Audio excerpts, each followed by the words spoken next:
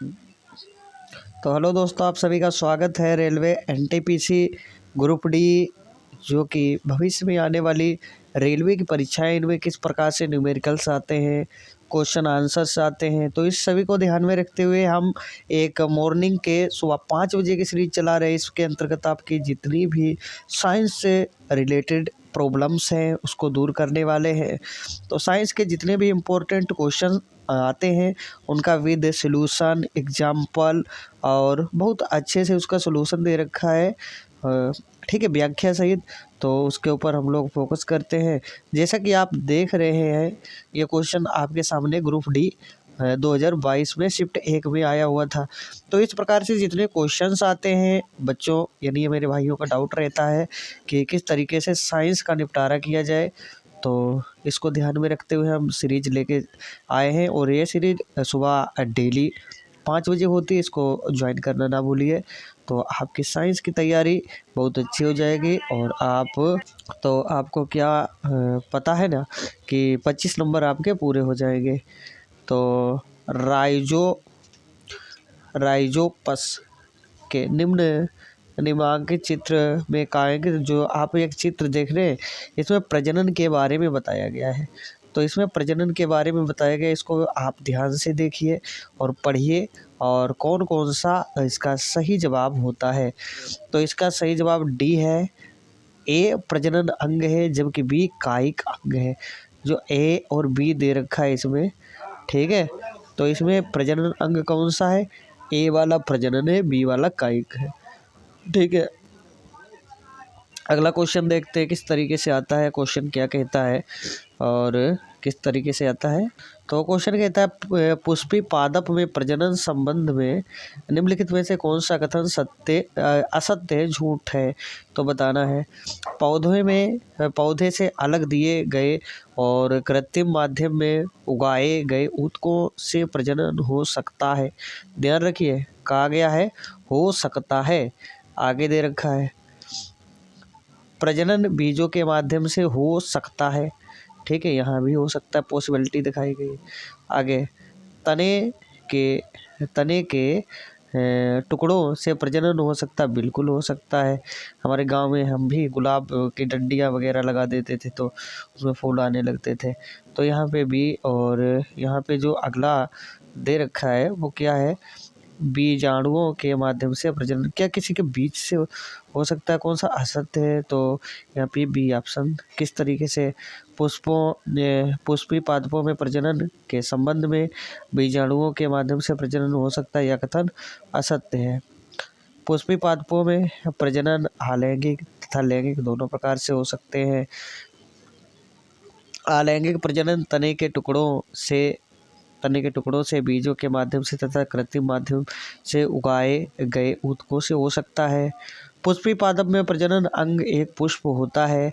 पुष्प में पराग तथा अंडों का उत्पादन, पराग एवं निषेचन की क्रिया है। बीज तथा फलों के विकास, साथ ही बीजों तथा फलों के प्रकीर्ण आदि अवस्थाएं होती हैं। अगला जो क्वेश्चन है किस तरीके से आता है, क्वेश्चन क्या कहता है आपको पता होना चाहिए। क्वेश्चन कहता है पर्णवृंत एक अंग है। पर्णवृंत किसका एक अंग है? तो पेड़ का है। पर्णवृंत पेड़ पौधे का एक अंग है। यह पौधे का वह लंबा भाग है जिसमें फूल, फल, पत्तियां होती हैं। अगला क्वेश्चन है फूल क्या है? फूल में पुष्प यानी इसका मतलब क्या हुआ? इसका मतलब हुआ मादा प्रजनन अंग है, मादा प्रजनन तंत्र है। अगला क्वेश्चन जो है ना, जीव विज्ञान का ये भी है। तो ये क्वेश्चन क्या कहता है, मनुष्यों के परिसंचरण तंत्र की कुछ विशेषताओं का उल्लेख नीचे दिए गए हैं।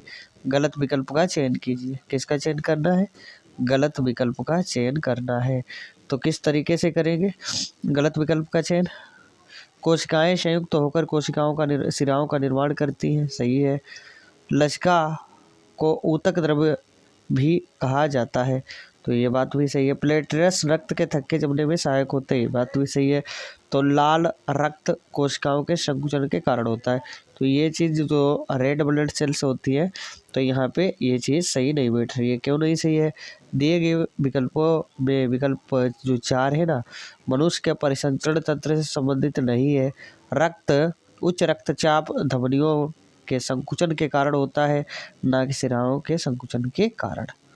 अगला क्वेश्चन देख लेते हैं क्या कहता है। मानव रक्त के निर्माण के लिए इनमें से किसकी आवश्यकता होती है? तो लौह आयरन, ठीक है, इसकी आवश्यकता होती है। तो किस तरीके से होता है? लगभग इसमें 92% पानी पाया जाता है, 8% प्रोटीन, अन्य लवण भी पाए जाते हैं। तो 2 चीज़ें होती हैं, आरबीसी और डब्ल्यूबीसी, प्लेटलेट्स, इन 3 चीज़ों से ब्लड बनता है। तो श्वेत वर्णक हीमोग्लोबिन इनमें से किसमें मौजूद होता है? तो श्वेत वर्णक हीमोग्लोबिन किसमें होता है? तो किसमें होता है भाई? लाल रक्त कणिकाओं में होता है, ठीक।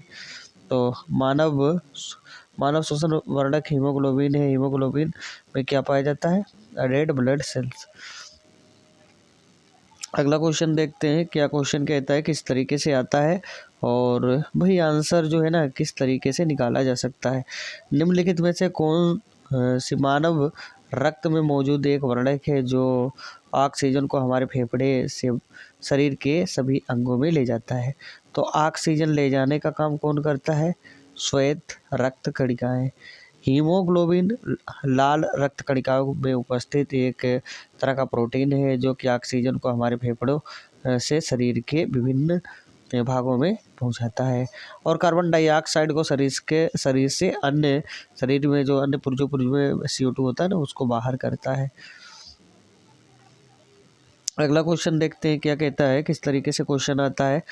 मनुष्यों में निम्नलिखित में से किसका ऑक्सीजन के प्रति उच्च संबंध है? तो किसका है भाई? तो हीमोग्लोबिन का है। तो किस तरीके से हीमोग्लोबिन मानव शरीर के अंगों एवं कोशिकाओं में फेफड़े में पहुंचाता है? क्या पहुंचाता है भाई? क्या पहुंचाता है? कोशिकाओं में ऑक्सीजन पहुंचाता है तथा कार्बन डाइऑक्साइड को अंगों से फेफड़ों में पहुंचाता है, बाहर निकल। देखिए क्या होता है, ऑक्सीजन अंदर और कार्बन डाइऑक्साइड गैस बाहर, यही काम करता है।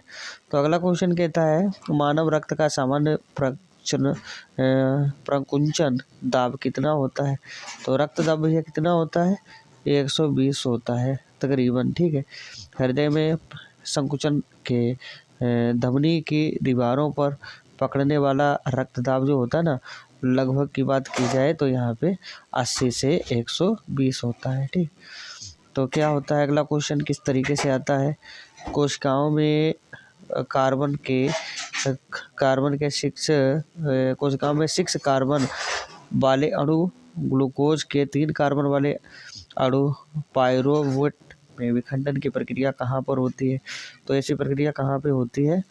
कोशिका द्रव्य के अंदर। देख लेते हैं अगला क्वेश्चन। कोशिका द्रव्य में 6 कार्बन परमाणु ग्लूकोज को 3 कार्बन वाले अणु पायरुवेट में विखंडित की प्रक्रिया को कोशिका द्रव्य में होता है। कोशिका द्रव्य एक जेली जैसा पदार्थ जो कोशिका झिल्ली एवं केंद्रक के बीच पाया जाता है। कोशिका के अन्य अथवा कोशिकांग कोशिका द्रव्य में ही पाए जाते हैं, जैसे माइटोकॉन्ड्रिया, गोल्गी काय, राइबोसोम, ठीक है। अगला क्वेश्चन है प्रोकैरियोटिक राइबोसोम की उप इकाई संरचना क्या होती है? तो भाई क्या होती है इसकी संरचना? 100S से लेकर 30S तक, 50 से 30। प्रोकैरियोटिक राइबोसोम कोशिका के जीव द्रव्य झिल्ली से जुड़े होते हैं। ये कितने होते हैं? 15 से 20 नैनोमीटर आकार की होती है, ठीक है। अगला देखते हैं प्राकेंद्रिका कोशिका की कुछ विशेषताओं का उल्लेख कीजिए, नीचे दिया गया है, ठीक है। उनमें से विकल्प को छांटना है। तो विकल्प नंबर 1 कहता है झिल्ली बुद्ध कोशिकाओं की मौजूदगी होती है, ठीक है। अगला देखते हैं क्वेश्चन। अगला क्वेश्चन चलते हैं भाई, डायनामाइट का आविष्कार किसने किया था? तो अल्फ्रेड नोबेल ने डायनामाइट का आविष्कार किया था, ठीक है। तो चलिए देखते हैं अगला क्वेश्चन क्या कहता है। RDX जो कि एक विस्फोटक पदार्थ होता है, RDX के बारे में आप सभी को बताना है। तो RDX का किस तरीके से आता है? तो एक विस्फोटक पदार्थ है, मैंने पहले बता दिया। RDX एक विस्फोटक पदार्थ है जिसे रिसर्च एंड डेवलपमेंट एक्सप्लोजिव या रॉयल विध्वंस विस्फोटक कहा जाता है। इसे साइक्लोनाइट हेक्सनो T4 भी कहा जाता है। इसे सबसे पहले जर्मनी के वैज्ञानिक जॉर्ज फ्रेडरिक हैनिग ने खोजा था। RDX एक कार्बनिक यौगिक है जिसका अणु सूत्र C2N2CH2 और फिर उसके बाद में ब्रैकेट बाहर 3 होता है। यह एक जटिल और क्रिस्टलीय, मतलब क्रिस्टल का मतलब होता है दाने दाने, तो एक जटिल क्रिस्टलीय है जो पानी में अघुलनशील है तथा अन्य द्रवों में थोड़ा घुलनशील कम मात्रा में घुल जाता है। तो अगला क्वेश्चन किस तरीके से आता है, आतिशबाजी में अलग अलग रंग धात्विक लवणों से निकलते हैं। निम्नलिखित में कौन सा धात्विक लवण आतिशबाजी में हरे रंग की उत्पत्ति के लिए जिम्मेदार है? तो कौन है भाई हरे रंग की उत्पत्ति के लिए जिम्मेदार? बेरियम। तो इसमें बेरियम मिला दिया जाता है। रात में आतिशबाजी के दौरान आसमान में चमकने वाले लाल, नारंगी, पीले, हरे, नीले, बैंगनी रंग वाली चमक धातु लवण के उपयोग से प्राप्त होती है। जैसे कि आप शादी या ब्याह कहीं भी जाते हो तो आप देखते हो ना, काफ़ी मात्रा में जो रवाई से फोड़ी जाती है तो उसमें प्रकाश होता है। तो किस तरीके से आता है? तो स्ट्रोनियम लाल, तो इससे क्या होता है? लाल रंग आता है। कैल्शियम से नारंगी आता है, सोडियम से पीला आता है, बेरियम से हरा रंग आता है और कॉपर से कैसा रंग आता है? कॉपर से भी नीला रंग आता है। ठीक है, तो चलिए देखते हैं आगे की चीज़ें क्या कहती हैं। तो आगे हम लोग देखने का प्रयास करते हैं और ठीक है, तो क्वेश्चन आपकी स्क्रीन के ऊपर आ चुका है। क्वेश्चन कह रहे हैं इनमें से कौन सा हेक्सेन का संभावित समावयव नहीं है? तो कौन सा नहीं है? 2 ethane pentane. 2 ethane pentane hexane का समावयव नहीं है। अगला क्वेश्चन कहता है कि 5 कार्बन परमाणु वाले यौगिक पेंटानल में क्रियात्मक समूह का चयन कीजिए। तो एल्डिहाइड इसका सही जवाब है। ठीक है, तो अगला क्वेश्चन देख लेते हैं क्या कहता है, किस तरीके से क्वेश्चन आता है भाई। तो निम्नलिखित में से कौन सा है ना क्वेश्चन, किसी कार्बनिक यौगिक में एक प्रक्रियात्मक समूह क्या निर्धारित करता है? तो इसके रासायनिक गुण। ठीक है, यही ऑप्शन सही है। तो किस तरीके से आता है क्वेश्चन? तो क्वेश्चन कहता है कि किसी कार्बनिक यौगिक में एक प्रक्रियात्मक समूह इस यौगिक के रासायनिक गुण निर्धारित करते हैं। ठीक है, तो चलिए देखते हैं अगला क्वेश्चन क्या कहता है। अगले क्वेश्चन की तरफ चलते हैं। तो चालक तार की BPC द्वारा कोटिंग को करके को रोका जाता है। किसको रोका जाता है? तो सर्किट को, जैसे तार वार कटे पिटे होते हैं ना, तो उसको रोका जाता है। अगला क्वेश्चन कहता है नायलॉन और पॉलिएस्टर जैसे रेशे जो रासायनिक पदार्थों से बने होते हैं उनको क्या कहा जाता है? तो सिंथेटिक फाइबर कहा जाता है। ठीक है, चलिए अगले क्वेश्चन की ओर चलते हैं। अगला क्वेश्चन कहता है प्लास्टिक में निम्नलिखित में से किसका उपयोग किया जाता है? तो प्लास्टिक में किसका उपयोग किया जाता है? एथिलीन का उपयोग किया जाता है। चलिए देखते हैं बाबू अगला क्वेश्चन क्या कहता है। समस्थानिक शब्द का क्या अभिप्राय है? तो समान परमाणु क्रम किंतु भिन्न द्रव्यमान संख्या वाले तत्व, यही समस्थानिक होता है। तो क्लोरीन गैस क्लोरीन के 2 समस्थानिक का मिश्रण है जिसका अनुपात 3:1 होता है। ये दोनों समस्थानिक निम्नलिखित में से कौन से हैं? तो ए ऑप्शन सही दे रखा है। ठीक है, तो चलिए देखते हैं अगला क्वेश्चन क्या कहता है। जब आप एक परमाणु के न्यूट्रॉनों की संख्या को बदल देते हैं तो इसका क्या बदल जाता है? पता है, समस्थानिक बदल जाता है। ठीक है, तो चलिए देखते हैं अगला क्वेश्चन क्या कहता है। एक तत्व के समस्थानिक के अणुओं के द्रव्यमान में क्या अंतर क्या होता है ये बताना है। तो इसके नाभिक में न्यूट्रॉन की संख्या अलग अलग होती है। अगला क्वेश्चन देख लेते हैं। अगला क्वेश्चन क्या कहता है, गुरुत्वाकर्षण बल के बीच आकर्षण बल द्वारा परिभाषित होता है। तो दो द्रव्यमानों, ठीक है, तो दो द्रव्यमानों के बीच में कितना बल लगता है, ठीक है, कि जो बल लगता है ना, जिसका मान पृथ्वी के मान का कितना होता है, 9.8 मीटर प्रति सेकंड।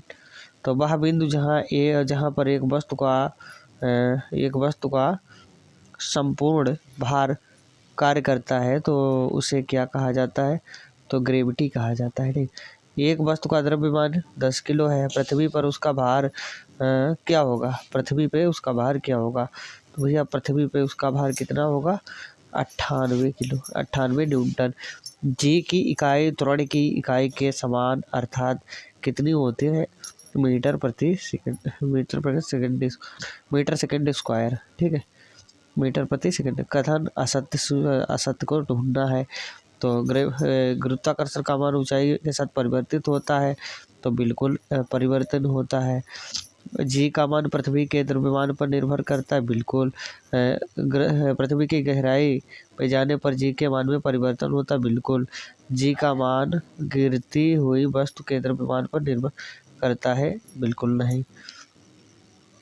तो चलिए देखते हैं अगला क्वेश्चन क्या कहता है, किस तरीके से आता है।